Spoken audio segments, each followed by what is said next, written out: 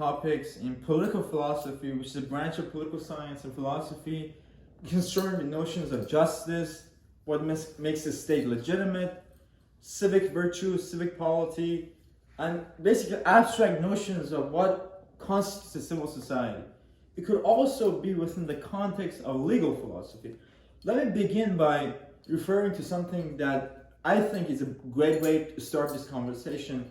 The most influential political philosopher of 20th century, John Rawls, said in his book, A Theory of Justice, that in a just society, the liberties of equal citizenship are taken as settled. The rights secured by justice are not subject to political calculus or the social bargaining of a society. So, what he was saying, that he was offering a deontological account of political rights, that what is justice is the most incomparably binding part of morality. That justice doesn't care about what we want at the end. It's a virtue of itself. Justice is a virtue for the sake of being a virtue because it emerges from moral philosophy. So it certainly is the case that John Rawls argued that just because there are certain rights and institutions in the society, it doesn't automatically guarantee that there are moral or there are proper rights. The concept of legality and the concepts of justice are not identical. Power doesn't imply justice. And in the case that the legal system may not represent better justice, but techniques of oppression have been codified in a particular autocratic system that affirms through law methods of derailment, a reasonable human being ought to oppose and resist them. So we are the ones who should seek out the society we want. We should create institutions and policies that effectively implement better justice, better organizations. And John Rawls famously said that justice is the first virtue of all social institutions, as truth is of systems of thought. So what that entails is that the function of a society, the teleological structure, the purpose of government is to go towards justice.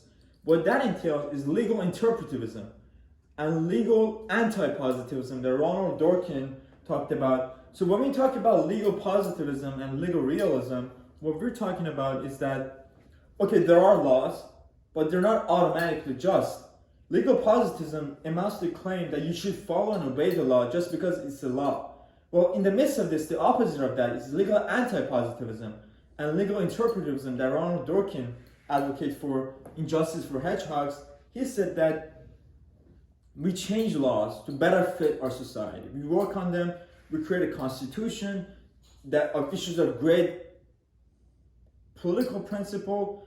So that's the idea of Ronald Dworkin and John Rawls. But for me, what I'm interested in is, why is it necessary to create a state in the first place? Robert Nozick famously talked about this idea that anarchy is the first position that every political philosopher has to address.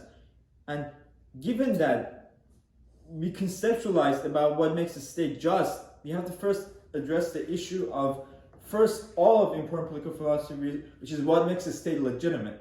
To Robert Nozick, what makes a state legitimate is only a libertarian state, according to Robert Nozick. But to John Rawls, he famously argued that in a just society, an injustice is only tolerable if it is necessary to avoid an even greater injustice. So he had the difference principle and all these ideas of abstract justice, but one of the problems with Rawls' philosophy is that he failed to address the complex realities of economic and social life.